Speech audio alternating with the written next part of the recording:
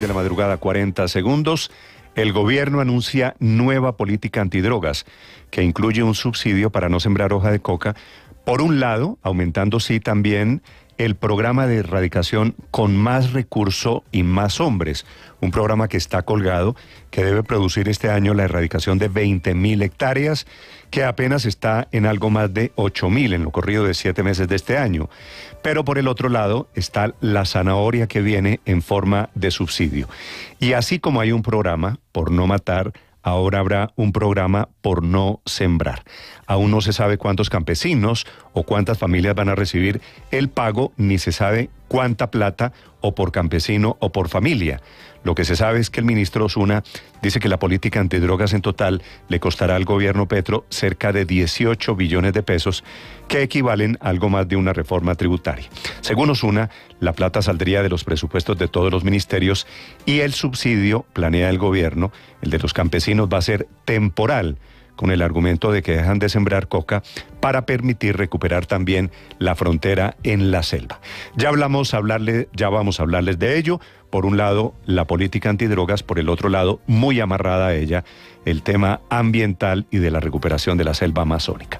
Hablando de plata, atención, esta mañana el ELN pide plata para financiar a sus hombres durante los 6 meses que va a durar el cese al fuego bilateral, que arranca dentro de una semana, el jueves 3 de agosto.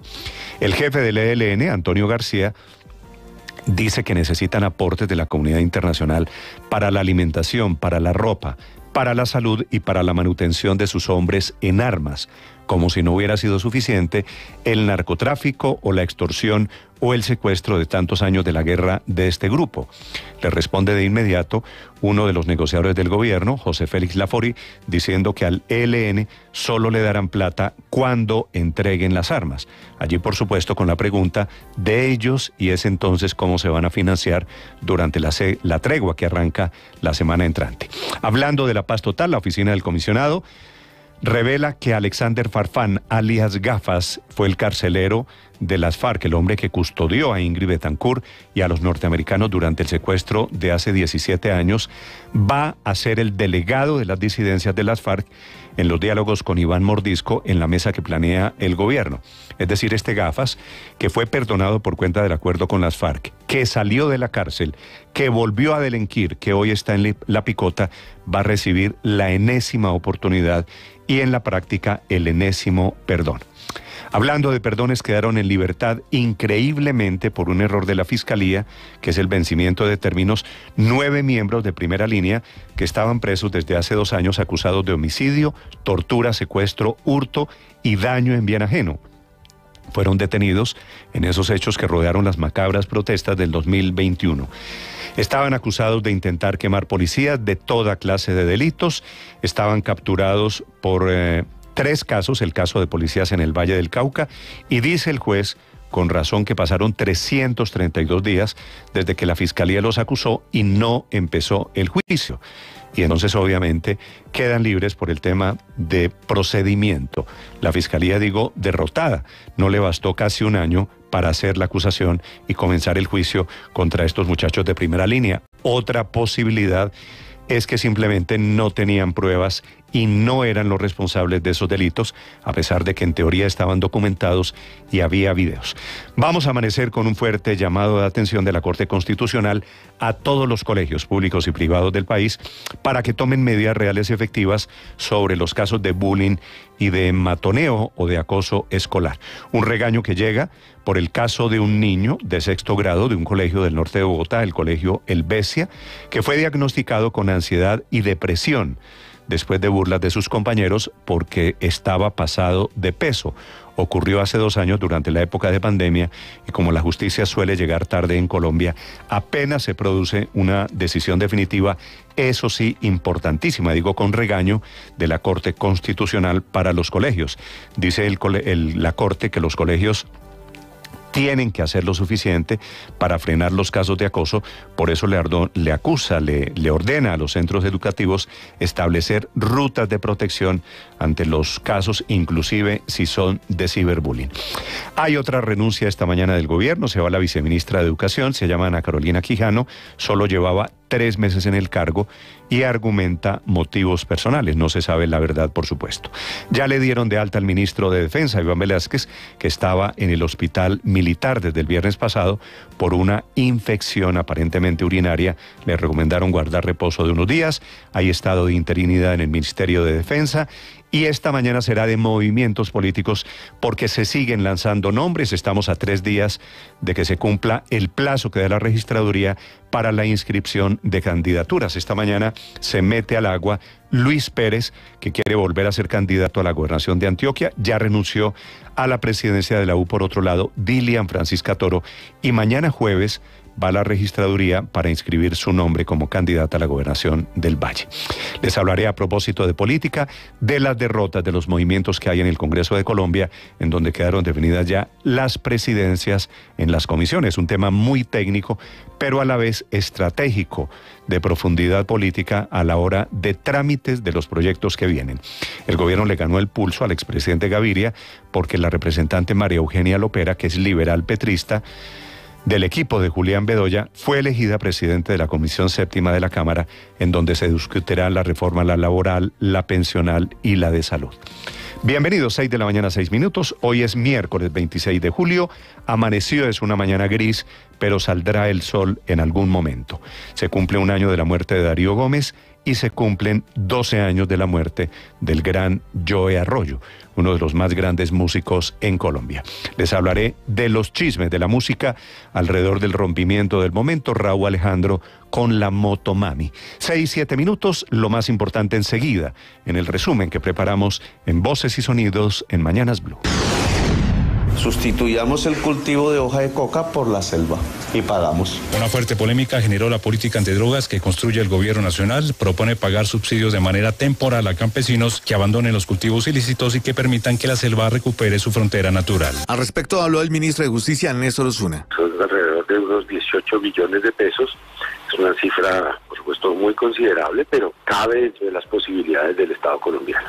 Las disidencias de las FARC propusieron que dentro de su equipo negociador con el gobierno estará alias Gafas, quien fuera el carcelero de Ingrid Betancourt, y los 3 contratistas estadounidenses rescatados en la operación Jaque. Alexander Farfán Suárez no ha parado de delinquir y está detenido en la cárcel de La Picota, sindicado de otros delitos. La oficina del Alto Comisionado para la Paz se encuentra adelantando todos los mecanismos judiciales para que alias Gafas pueda unirse a la delegación de paz del Estado Mayor Central de las FARC, que se sentará a negociar con el gobierno nacional.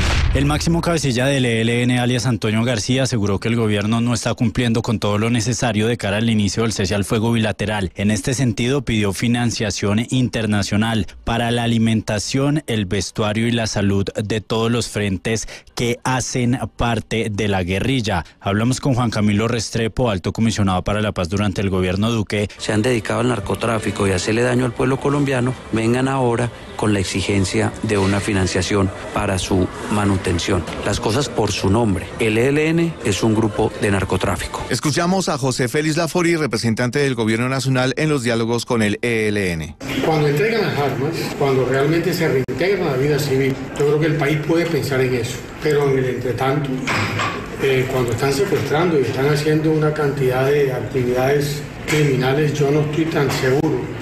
El ex senador y libretista Gustavo Bolívar lanzó su candidatura a la alcaldía de Bogotá por el pacto histórico. Más o menos calculábamos que yo podría ganar la encuesta dentro del pacto histórico. Anunció la incorporación de la exministra Carolina Corcho. Y vamos a implementar en Bogotá 2 de los pilares de la ley de la reforma a la salud. Túneles por Soacha y La Calera. Un tramo subterráneo de la Caracas valoriza las propiedades, libera espacio. Los senadores que ahora ganarán 43 millones de pesos mensuales por el aumento salarial a funcionarios estuvieron de buenos ánimos. Sin embargo, desde las comisiones ya hubo reparos al gobierno. El nuevo presidente de la Comisión Tercera de Asuntos Económicos, el conservador Efraín Cepeda. Luego esas inversiones no llegan porque no les parece importante ejecutar en la mayoría de los sectores de este gobierno. El liberal Lidio García, nuevo presidente de la Comisión Segunda. Lo que pasa es que las reformas no salen como entran, sino que llegan, las estudiamos analizamos y las proyectamos hacia la nación, como más convienen en el libre debate. Marta Peralta, presidenta de la Comisión Séptima del Congreso. Valoro la confianza que cada uno de ustedes han depositado y más en estos tiempos de tanto incumplimiento, de tanta deslealtad, de tanta falta de reciprocidad que hace falta a veces en la política. El presidente Gustavo Petro salió en defensa de la vicepresidenta y ministra de la Igualdad, Francia Márquez, con un nuevo ataque en contra de los medios de comunicación. Persecución permanente, un poderío mediático, claro, cuyos propietarios son hombres blancos, poderosos, como cabalgando como antaño, como con el látigo, como antaño. Daisuris Vázquez, ex esposa del diputado del Atlántico e hijo del presidente Gustavo Petro, Nicolás Petro, quien salió a la palestra pública luego de que denunciara que su expareja había recibido 1.000 millones de pesos de parte de Santander López Sierra, el hombre Malboro, y Alfonso el Turco Ilzaca, anunció que se comprometió con el representante de la Cámara por Santander, Juan Manuel Cortés. Tanto Vázquez como Cortés confirmaron su relación a través de su cuenta de Instagram, en las que compartieron una foto besándose con el texto sí y un emoji de anillo. El de la buceta arrolla a algunos de los uniformados. ¡Mira! En Ibagué se registraron desmanes en medio del paro de conductores de bucetas. Incluso conductores intentaron arrollar a policías que custodiaban las vías. Los propietarios y dueños de bucetas bloquearon 8 puntos de la ciudad. Luego de la inmovilización de 3 bucetas, el caos se tomó por unos minutos la calle 37 con carrera quinta. Muchos de los conductores y propietarios de vehículo, por decisión propia, decidieron regresar a los sitios donde guardan sus vehículos. Quedaron libres por vencimiento de términos 9 presuntos miembros de la primera línea. Estaban siendo procesados por delitos como homicidio, tortura, secuestro, hurto y daño en bien ajeno y fueron detenidos por los hechos que rodearon las protestas de 2021. El compromiso de Claudia López antes de terminar su alcaldía es dejar la obra de la primera línea del metro con un avance de al menos el 35%, es decir, en diciembre de este año. En 2025 será la prueba técnica de rodamiento de los trenes y en 2028, dentro de 5 años, movilizará finalmente el metro a los bogotanos. Aquí empezamos a construir el viaducto y en China se están construyendo ya los trenes.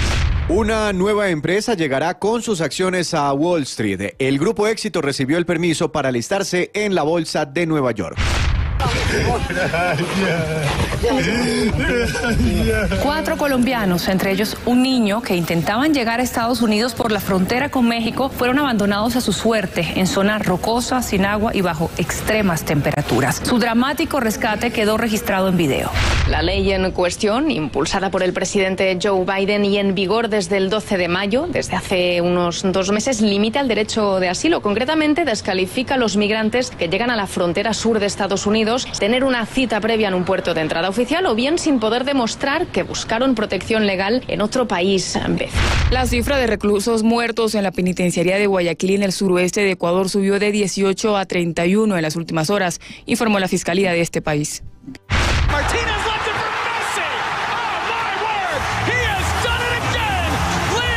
Lionel Messi sigue marcando goles en Estados Unidos. En su primer partido como titular con el Inter Miami, anotó doblete en tan solo 22 minutos frente al Atlanta United por la segunda fecha de la Leagues Cup. Con esta actuación, la Pulga lleva 3 goles en 2 partidos desde su llegada al fútbol estadounidense.